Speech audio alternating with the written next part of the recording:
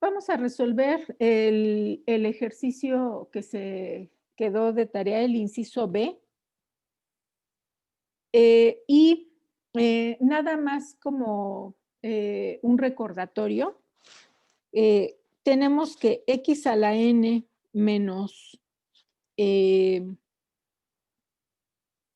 menos 1 siempre va a ser divisible entre x menos 1, pero también va a ser divisible entre x más 1.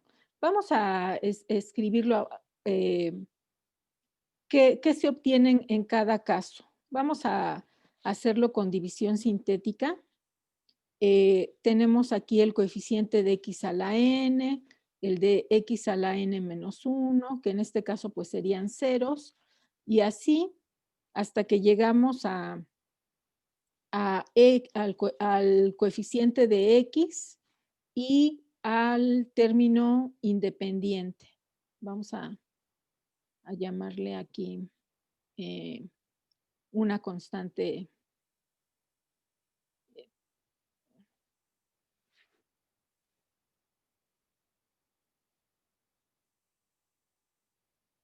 Entonces, esto no se está multiplicando, nada más ahí debe de haber puntos suspensivos. Y en este caso queremos dividir entre x menos 1. Entonces aquí voy a evaluar en 1. Los coeficientes de este polinomio serían 1. En todos estos términos no aparecen y luego aquí aparece el menos 1. Esto puede generar confusión. Le voy a poner aquí una A. Y ahora hacemos la división. Entonces, bajamos el 1. Déjenme ponerlo. Déjenme ponerlo aquí mejor. Ay, caramba. Entonces tendríamos 1 por 1, 1 y 1 por 1, 1 más 0, 1. Y entonces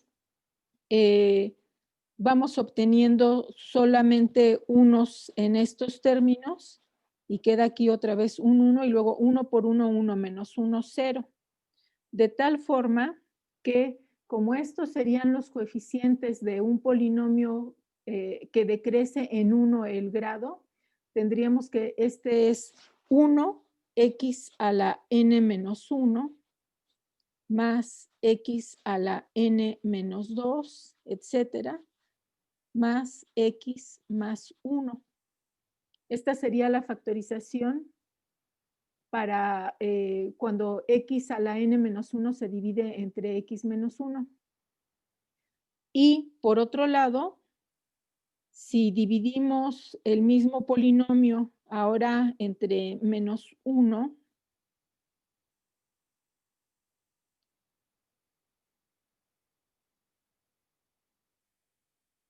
tendríamos lo siguiente.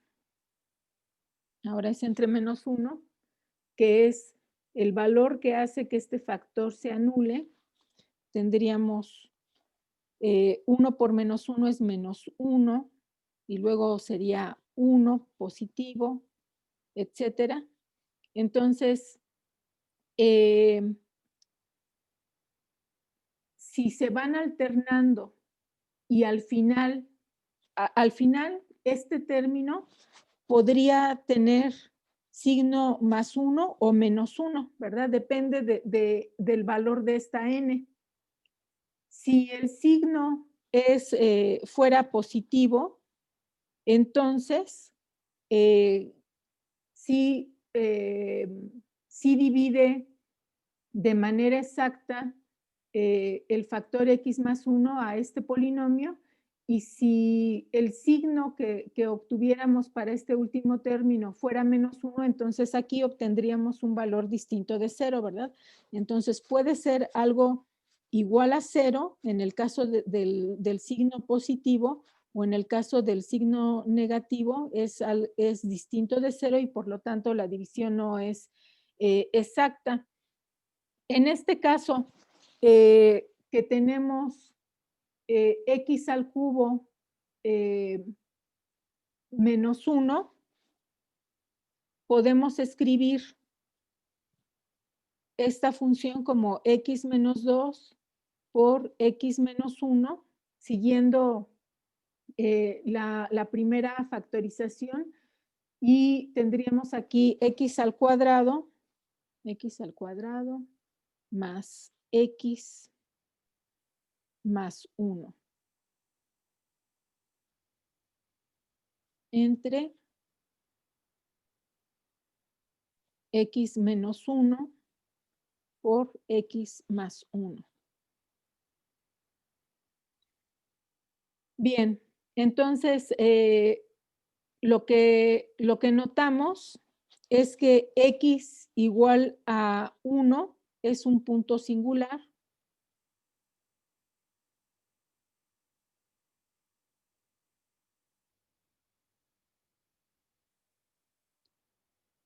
Y en este caso, x igual a menos 1 en x igual a menos 1, hay una asíntota.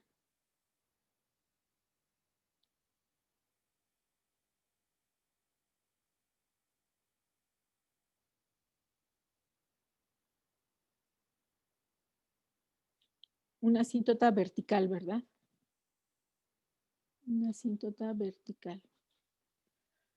Bueno, si nosotros intentamos este polinomio de grado 2 dividirlo entre x más 1, nos vamos a dar cuenta que estaríamos en este caso. Nada más lo voy a escribir aquí para que ustedes se verifique este hecho al menos una vez, ¿verdad? Entonces, el coeficiente de x al cuadrado es 1, el de x es 1 y el término independiente es 1. Y vamos a dividir entre x menos 1. Bajamos el 1, queda 1 por menos 1 menos 1, más 1, 0.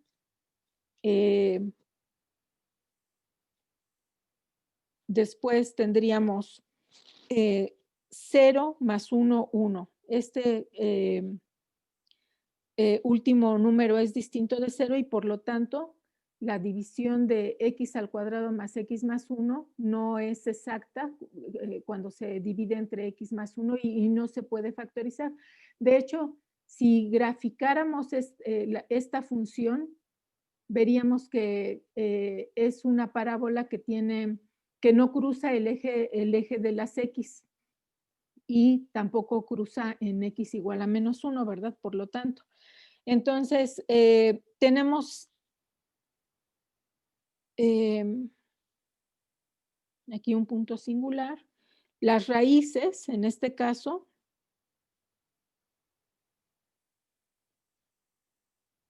las raíces de la función están en los valores en donde el numerador se hace 0, es decir, serían, ya le puse arriba x1, entonces déjenme poner un x2 igual a 2 y también el numerador bueno,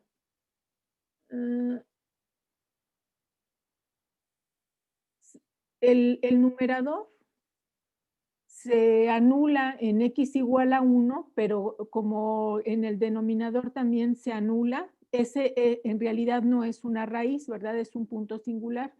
Y decíamos que si buscamos las raíces de este polinomio, serían números complejos. Entonces, esta es la única raíz real.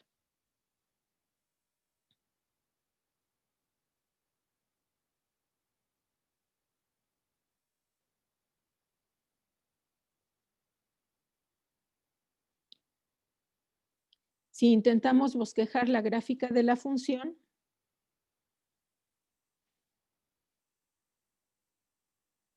tenemos que en x igual a 2 cruza el eje Si cada cuadrito es una unidad, ahí cruza el eje y en x igual a menos 1 hay una asíntota vertical.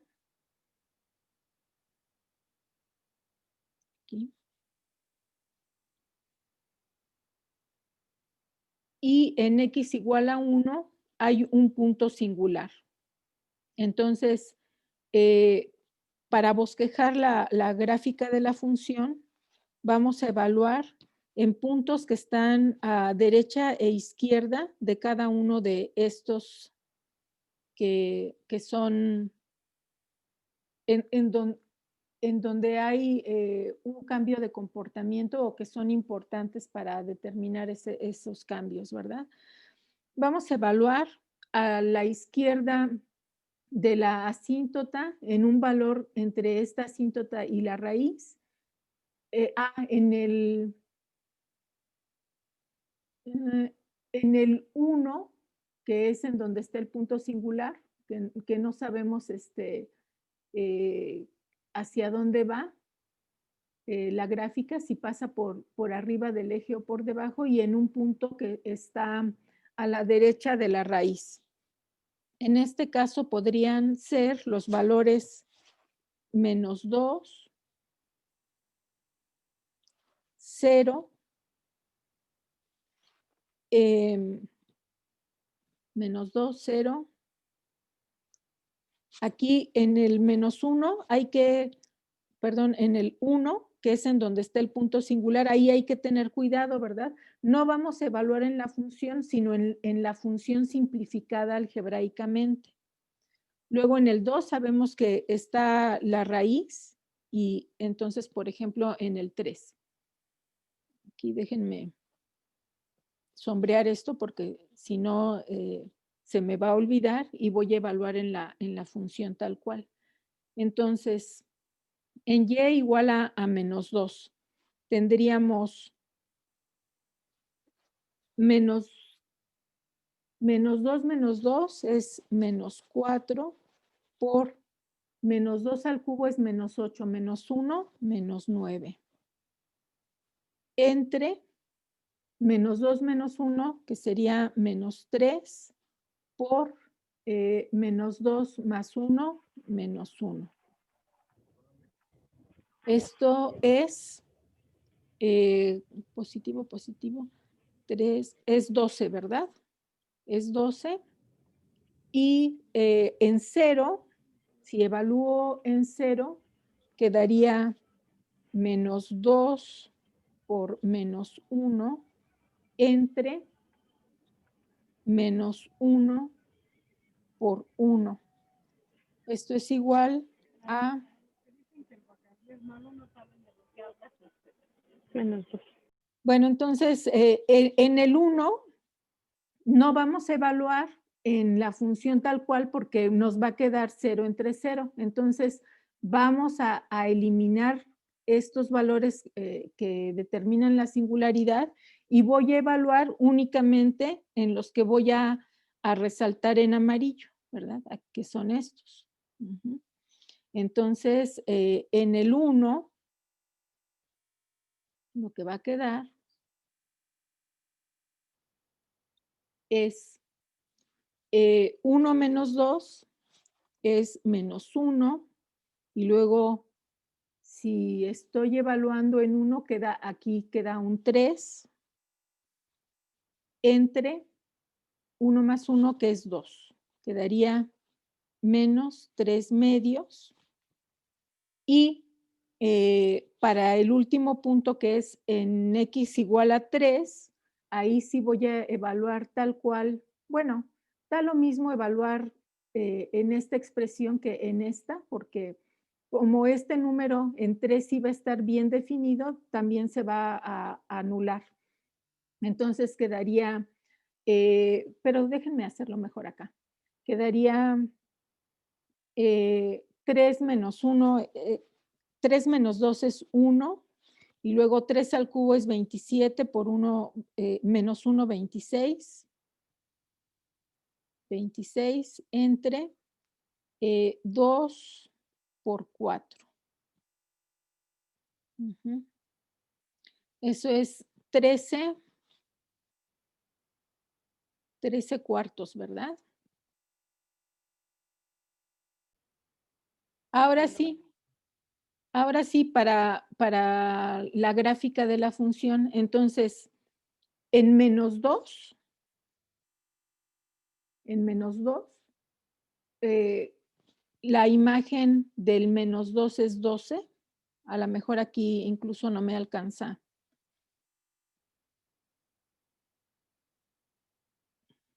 Ya estaría por acá, casi por donde está la R.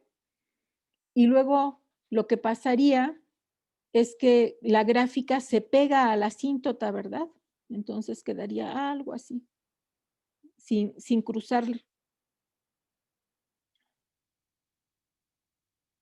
Ujú.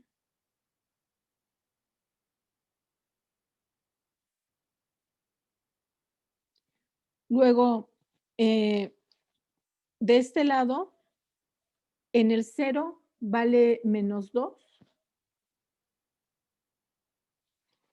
y se pega a la asíntota. A ver si me sale.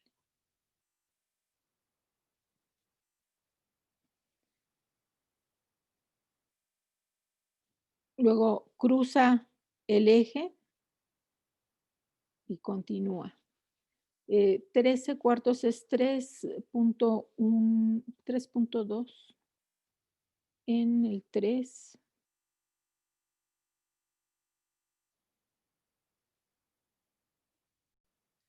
Vamos a continuar con el estudio de las funciones algebraicas y ahora vamos a estudiar cómo son las funciones con radicales y cómo obtendríamos el dominio de estas funciones.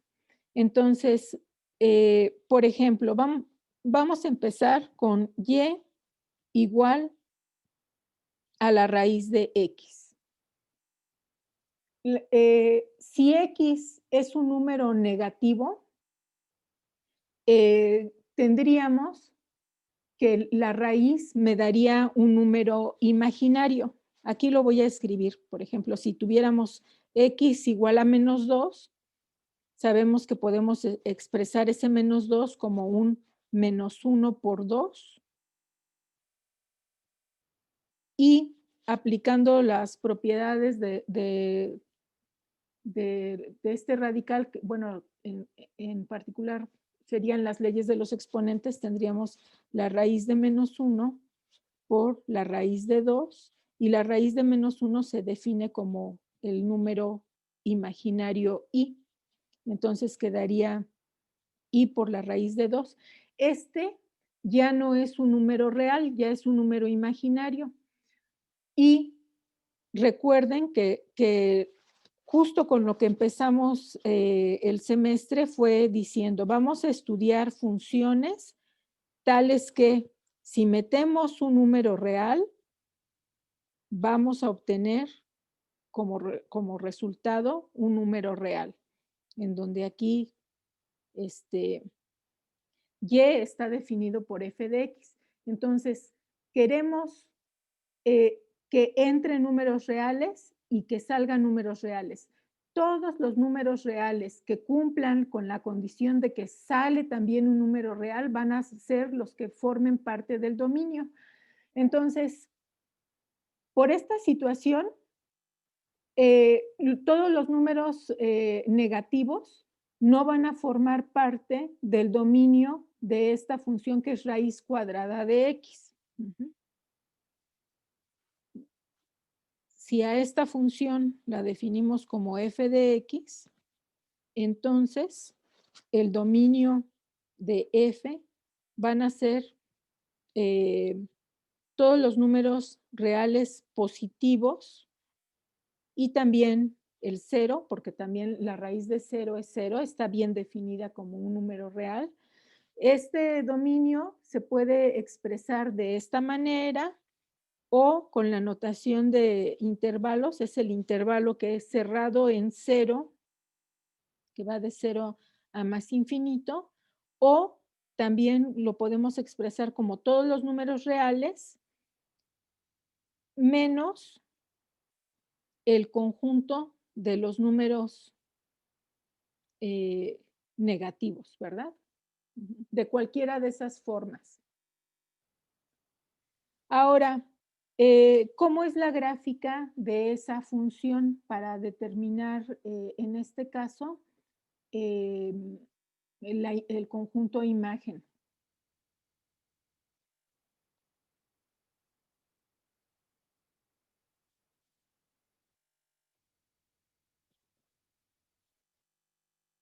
Bueno, la función solamente va a estar definida para x positivas o 0. Entonces, en 0, de hecho, pueden hacer una tabla. Vamos a hacerla.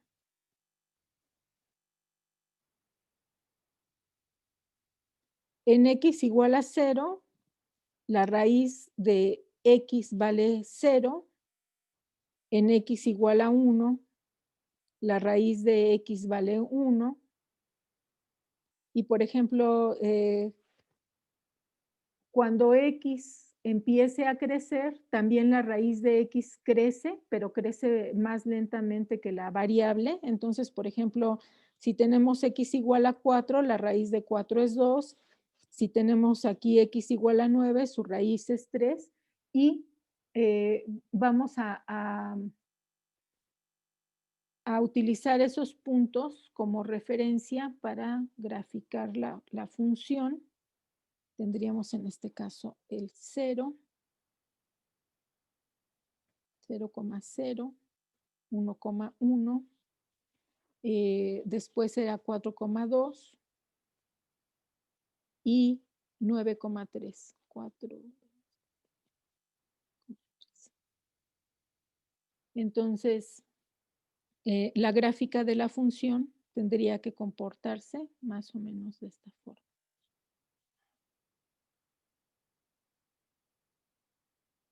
Bueno, ahí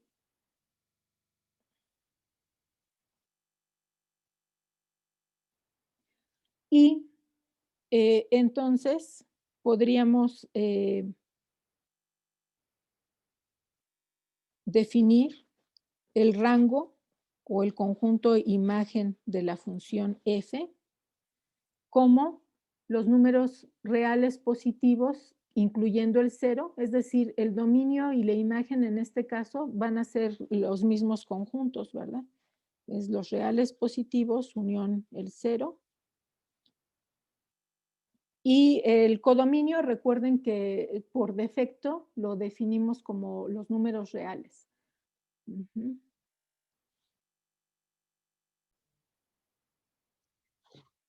¿Cómo se modificaría el dominio de la función si definimos una función g de x igual a y igual a la raíz cuadrada de x menos 1?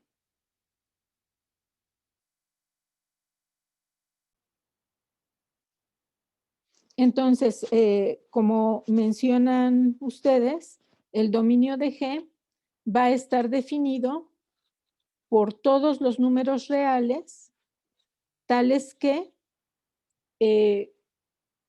la expresión que esté dentro del radical sea mayor o igual que 0, en este caso tal que x menos 1 sea mayor o igual que 0. X menos 1 es mayor o igual que 0 si y solo si x es mayor o igual que 1. Por lo tanto, este dominio, como la desigualdad en este caso no es estricta, incluye al 1 y entonces sería de 1 a más infinito. Son los puntos que satisfacen esta desigualdad y así estaría dado el dominio. Ahora, el conjunto imagen, noten que si sustituimos x igual a 1 en la expresión que está dentro del radical, es justo cuando nos da el valor 0 y a partir de ahí, la función empieza, el resultado de evaluar empieza a crecer cuando X crece, y entonces la situación sería muy parecida a esta, nada más que en vez de que la gráfica empiece en 0, empezaría en 1. Y el conjunto imagen o rango de la función sería de 0 a más infinito. ¿Y cómo procederían si tuviéramos la función y igual a h de x, que es la raíz cuadrada de x más 2 por x menos 1?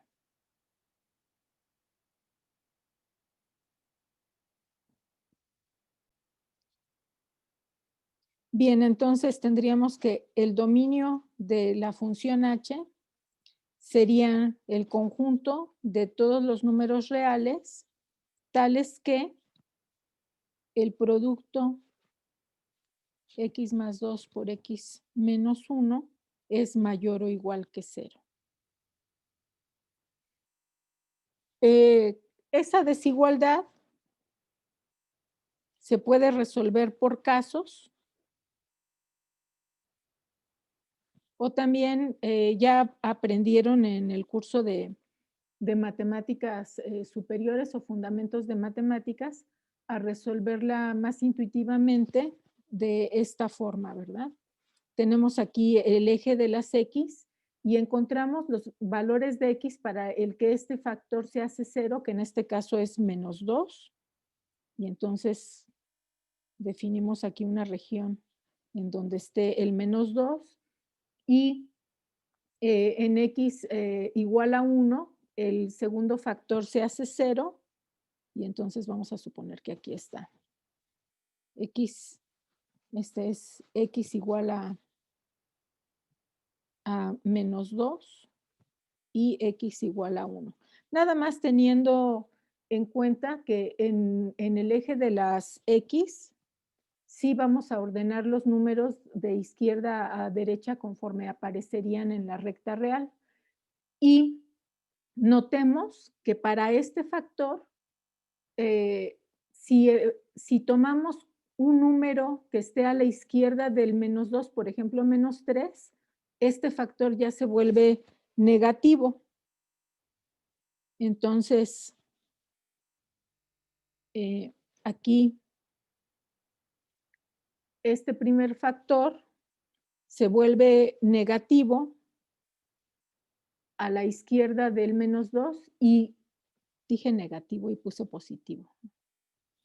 Se vuelve negativo y a la derecha del menos 2, supongan ustedes que toman 0, ya es positivo, ¿verdad? Entonces, a la derecha del menos 2 es positivo, y pensando de la misma manera para el segundo factor, tendríamos que, si evaluamos en valores menores a 1, por ejemplo, piensen en 0, ¿verdad? En 0 daría menos 1, entonces aquí daría negativo, positivo, y queremos que este producto sea mayor o igual que 0, entonces aquí tendríamos,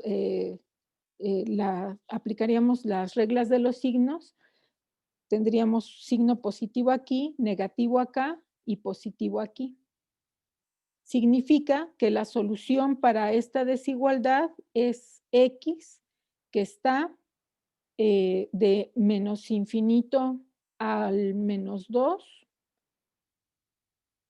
incluyendo el menos 2, unión de 1 a más infinito. Y este sería el dominio de la función.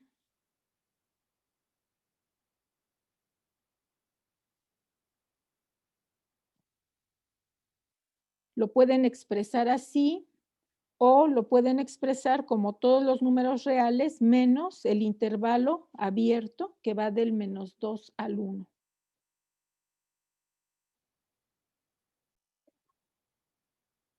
En general, si lo que tenemos es una función y igual a la raíz cuadrada de alguna otra función, vamos a llamarle r de x, lo que tendríamos que hacer para encontrar el dominio de esta función, lo voy a llamar el dominio, bueno, de y.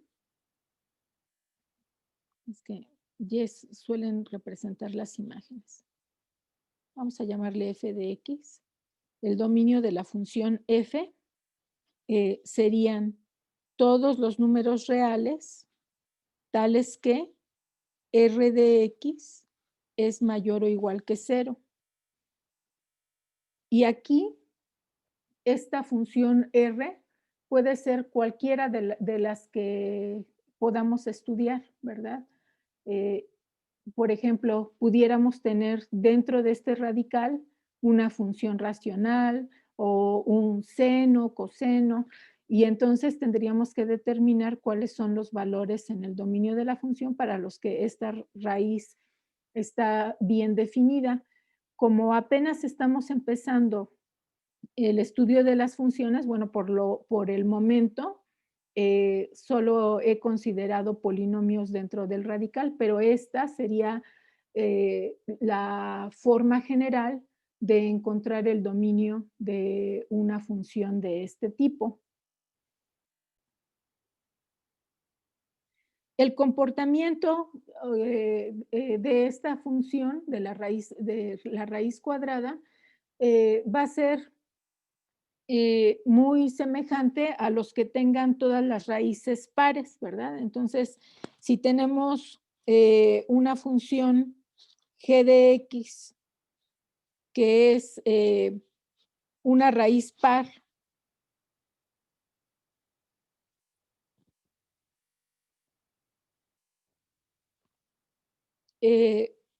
aquí con n en n, entonces también vamos a tener que el dominio de G son todos los números reales, tales que r de x es mayor o igual que 0. Pero no vamos a tener el mismo comportamiento cuando las raíces son impares.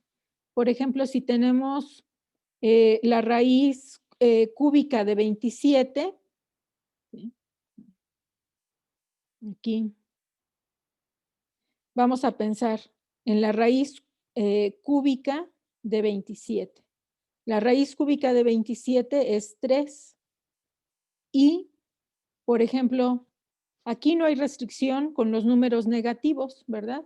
Porque si tenemos la raíz cúbica de menos 27, ahora vamos a tener que es menos 3. Menos 3 por menos 3 por menos 3 da menos 27. Entonces, para las raíces impares, tenemos menos restricciones porque están bien definidas tanto para números positivos como para números negativos. En este sentido, si tenemos una función h de x que es una raíz impar, déjenme ponerlo mejor así. Aquí tenemos una cierta r de x y está elevado a la 1 entre 2n más 1 con n en n. Tendríamos entonces que el dominio de h va a estar determinado por el dominio de la función r. Siempre y cuando la función r esté bien definida, entonces la función h también va a estar bien definida.